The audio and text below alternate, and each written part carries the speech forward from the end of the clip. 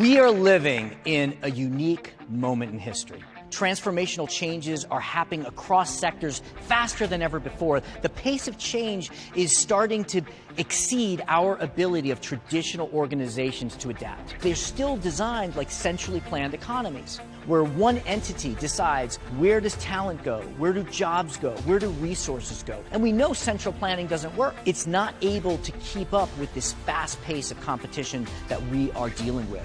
As Jack Welch said, if the rate of change on the outside exceeds the rate of change on the inside, the end is near.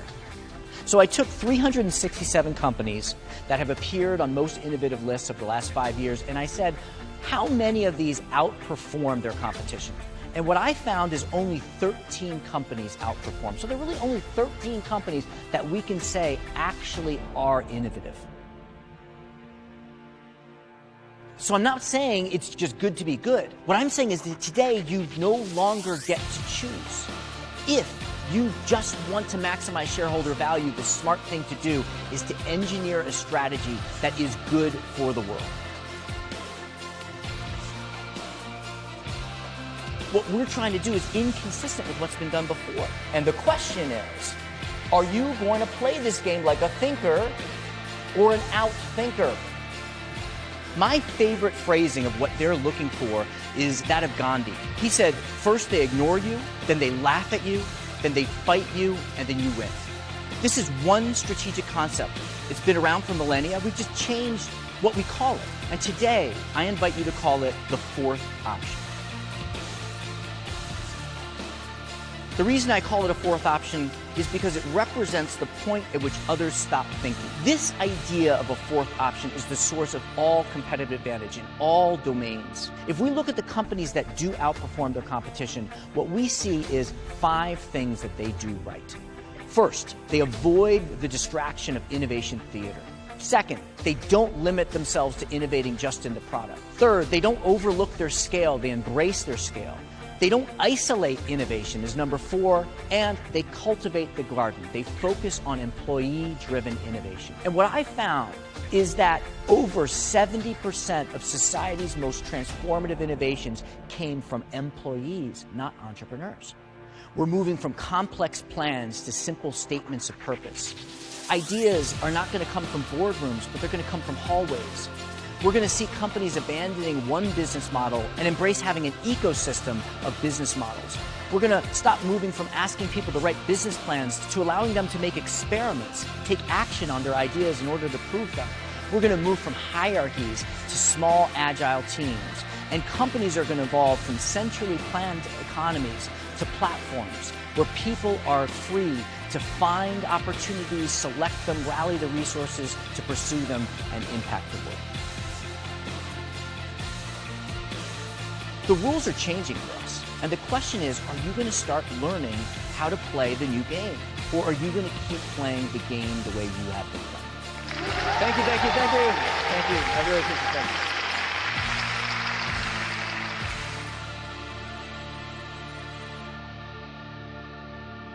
Let me give you an example of a fourth option. Just to take us out of today, we're going to talk about business and innovation and the future, but let's go back in time. Let's go back to 240 BC in China. One general was given a critical job. The emperor gave him 50,000 men and told him to march across the kingdom, cross a river, get to the other side, and quell the rebellion. Now, when he got to his side of the river, he saw 100,000 rebels had appeared on the other side to stop him from crossing. So he said, what are my options? And he decided he had 3 options.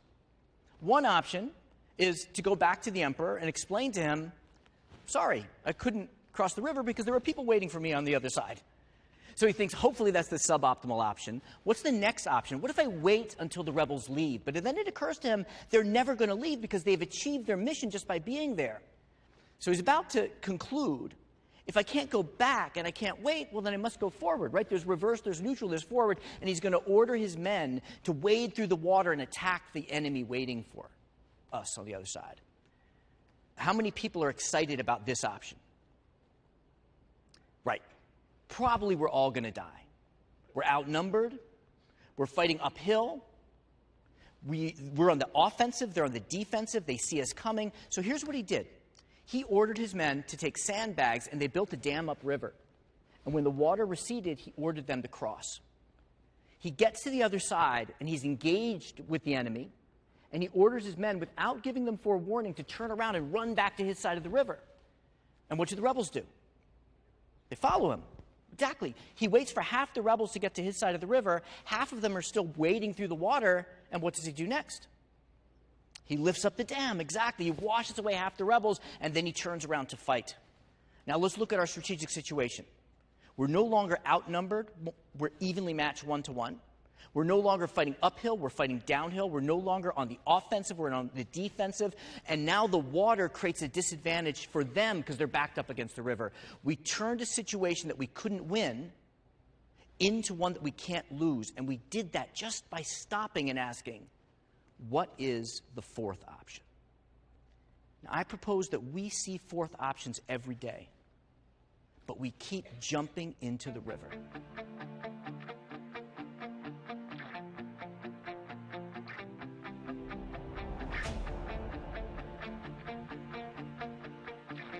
What you're going to need to do is you're going to have to look for fourth options in lots of areas of your business until you find the magic combination. Here's a good example of a company that found the magic combination. Urban Outfitters is a retailer founded in Philadelphia, where I'm from. They have grown remarkably quickly, the same pattern. They struggle for years to find their magic formula from 1970 to about 2002, 2003, and then they get it right, and poof, they start exploding. Now, they consistently grow faster, and they are more profitable than their competition. Here's the 5-year average revenue growth rate for Urban Outfitters versus their closest competitor in terms of revenue, American Eagle Outfitters, than their peer average, closest 10 competitors and similar revenues. And then look at their profit margins. It's not hard to grow faster than your competition.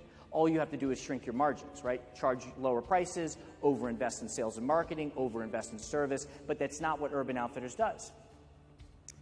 So we got a chance to interview the founder of Urban Outfitters and asked him, how is it that you're able to unlock this level of profitable growth and your competitors are not able to copy it?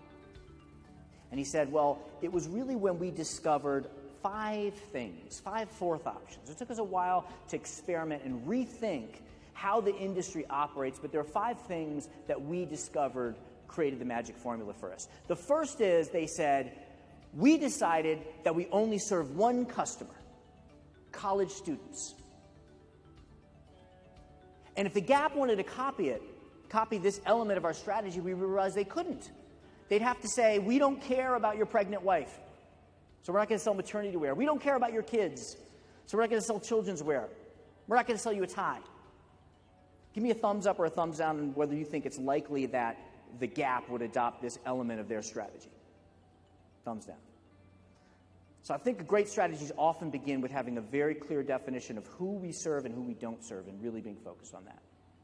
Second thing he said, well, we started selling used clothing. Now, most of what we sell is new, but if you want to buy a reconstituted concert t-shirt or a vintage pair of jeans at Urban Outfitters, you can do that.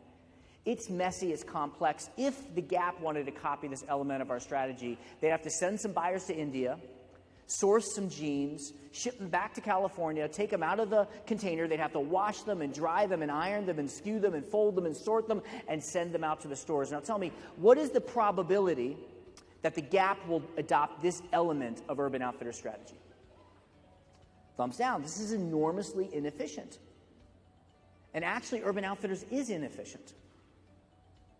But since they're inefficient and everyone else is trying to be efficient, they're different. And since they're different, they can charge higher prices, so they're more profitable. Third thing he said is, we realized we were recruiting in the wrong way. We were recruiting from business schools. We needed to start recruiting artists. We need to recruit from design schools and art schools. And once we have artists running our stores, we can give them more freedom. If you were a manager of Urban Outfitters, if you are a manager of Urban Outfitters and you go to work and you see someone's thrown out an old rusty lamp and you think, wow, that would look pretty cool in the men's section of the store, you could actually take that and put it on display in the men's section. What do you think happens to the Gap manager that shows up with a rusty lamp? Right. Why does that matter? Well, now every Urban Outfitters looks a little different. The Urban Outfitters in one part of town looks and feels a little different than the Urban Outfitters in the other part of town. And how many people here care about that? So you would choose a store to shop for clothing because you know that this store will look different than the other stores. How many people is that important to? And how many people are in college? See, Urban Outfitters doesn't care about us. They know that that's not important to us, but they know it's important to their core customer. If you ask college students what they care about, towards the top of their attribute list is something like, this is real, this is authentic, this is my Urban Outfitters. And I can get that at Urban Outfitters, not at the Gap. Now, this strategy is not a secret. Anyone can copy it. All the Gap would have to do is abandon 80% of their market, disrupt their supply chain, fire all their managers and hire new managers, and they can copy the Urban Outfitters strategy.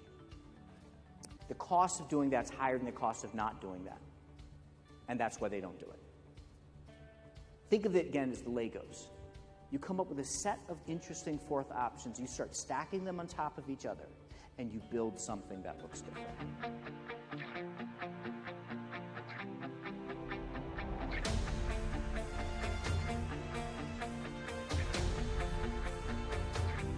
If you play the way you've always played, we know what the outcome will be. To change the outcome, I want you to change the way you play the game. Dick Fosbury, 1968, he goes over the high bar backward. So the little mini version of it, 1968, is a University of Oregon student, sophomore. He goes to Mexico for the Olympics, and he goes over backwards. Everyone laughs at him for doing this. He wins the Olympics, but 8 years later, 90% of high jumpers are going over backward, doing what's called the Fosbury flop. Now, there are two things I want to point out about this picture. The first is there's no new technology that suddenly made it possible to go over backward in 1968. Everyone before him had gone over forward, though. So what is it that was missing? I propose what was missing is not what technology makes possible, but the concepts around that technology. And it's not till that concept is introduced and named something, Fosbury flop, can you find a coach who will train you on, or talk about the best practices, or go to a conference about it. Right? You can think about Salesforce introduced what became known as cloud in 1995, but it didn't really get into our minds and start changing behavior until it was named something that was sticky. And the second thing I want to point out is what makes these concepts disruptive is that they prevent others from adapting to the concept. And that's because they're inconsistent with prevailing logic and belief, prevailing dogma. You think about it, before 1968, every gold medal winner had gone over forward. Every trainer of every Olympic athlete had trained them to go over forward. Massive agreement that the way you go over is forward. And he literally turned his back on it. So this is what we're looking for, is to do something that's inconsistent with what people expect.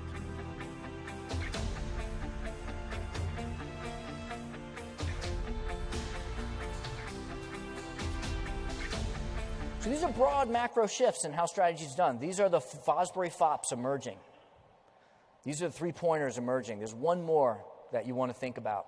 Create something out of nothing. See, we follow the game of business often following a rule that doesn't exist. And the rule is we have to play with the pieces on the board. It's like chess. You can't take a queen out of your back pocket and put it next to my king. But there are other types of games. In many countries in Asia, the analog to chess is Go, and in Go, the rules are the opposite. In Go, you cannot move the pieces. You can only add pieces and remove pieces.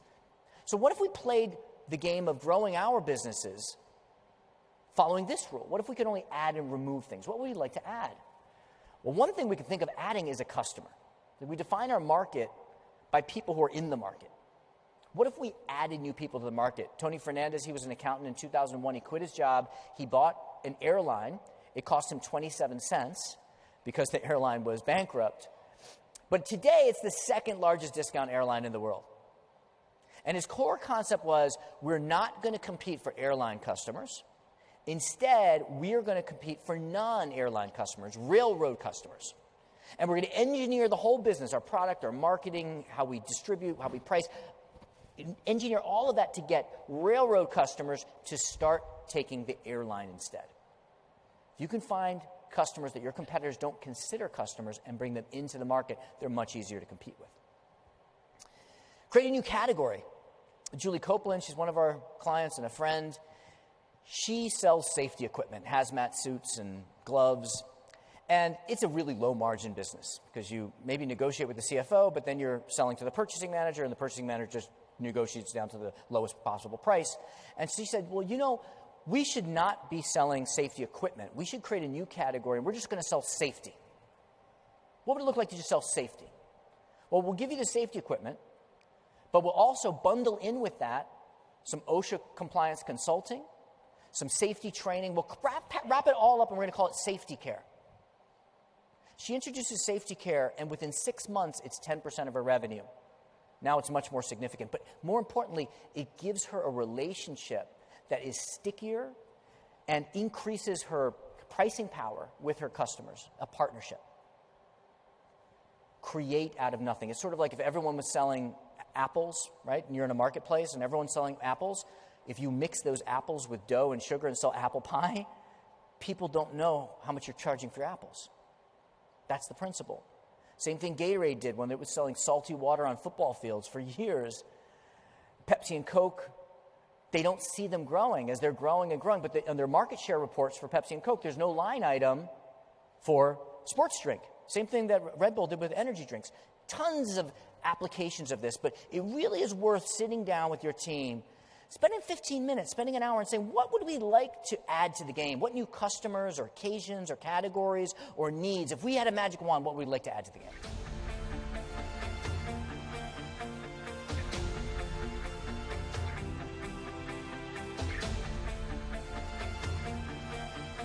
The next narrative I'd like you to think about is to be good.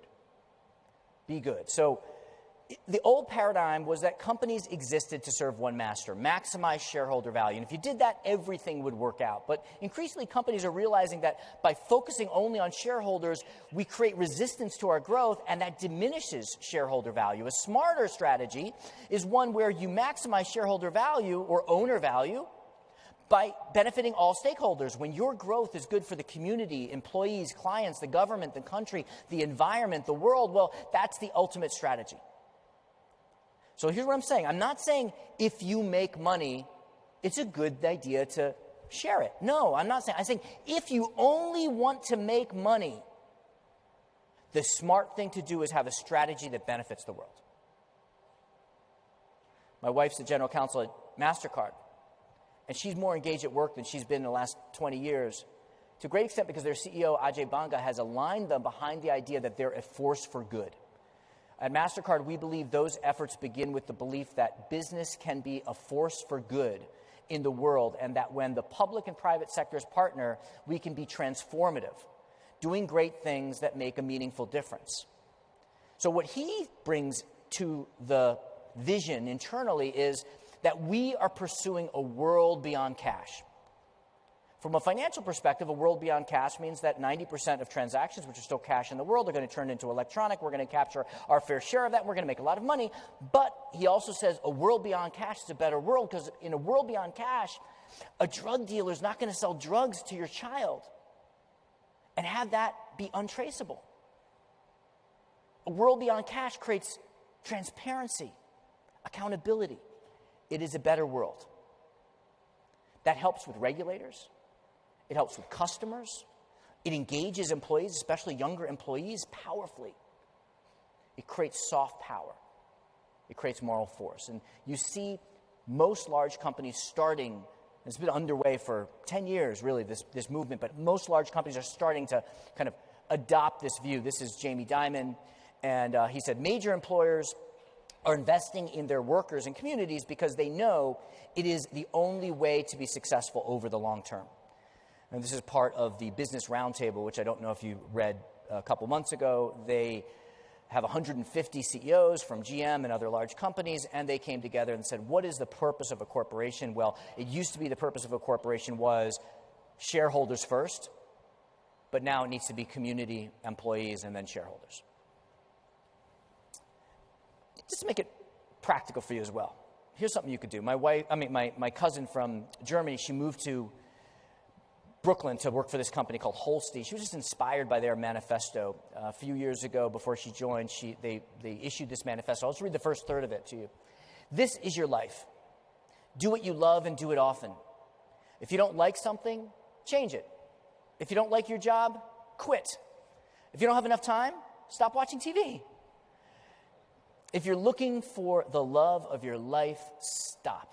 She'll be waiting for you. He'll be waiting for you when you start doing things you love.